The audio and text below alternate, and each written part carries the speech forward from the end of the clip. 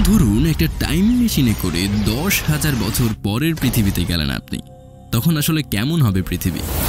ভূপৃষ্ঠের বেশিরভাগই কি আগ্নেয়াগিরিতে পূর্ণ থাকবে, কিংবা পুরো পৃথিবী আবার ফিরে যাবে কি বরফ যুগে? কিংবা ধরুন আপনি আরো লক্ষ বছর পরের পৃথিবীতে গিয়ে পৌঁছালেন, তখন কি হারিয়ে যাবে পৃথিবীর মহাসমুদ্রগুলো, কিংবা পুরো পৃথিবী কি বিশাল এক হিমশীতল সমুদ্রে পরিণত হবে? কোনো মানুষ কি বেঁচে থাকবে? টিকে থাকবে কি মানব সভ্যতা?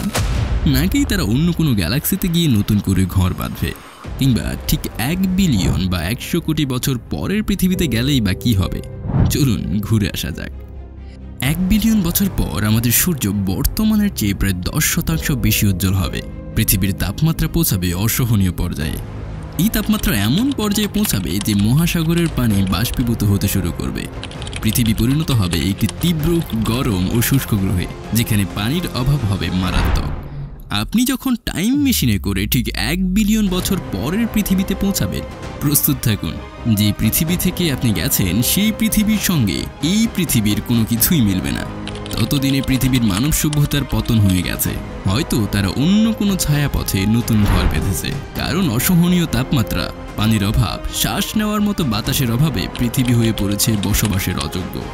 তবে মানব সভ্যতার শেষ মানেই পৃথিবী নিশ্চিহ্ন হয়ে যাওয়া নয়।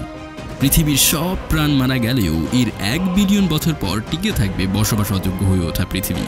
এরপর প্রায় 4.5 বিলিয়ন বছর সূর্য লাল দানব তারায় পরিণত হবে। ফুলে ফেঁপে উঠবে সৌরাধিপতি, গ্রাস করে নেবে শুক্র ও বুধকে, গ্রাস করে নেবে পৃথিবীকেও।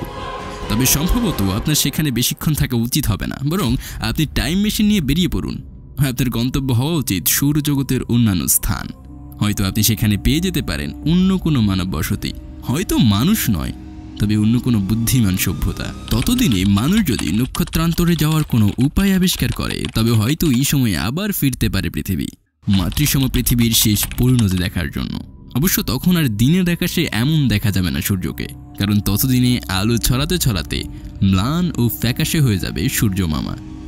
সে তো বামনের মতো ফ্যাকাশে ম্লান সূর্যোদয়ের দিকে তাকিয়ে পরবর্তী প্রজন্মকে আজকের গল্প শোনাতে কি পারবে মানুষ? হয়তো পারবে, অথবা হয়তো পারবে না। উত্তরটা তোলা থাকুক কালের খাতায়।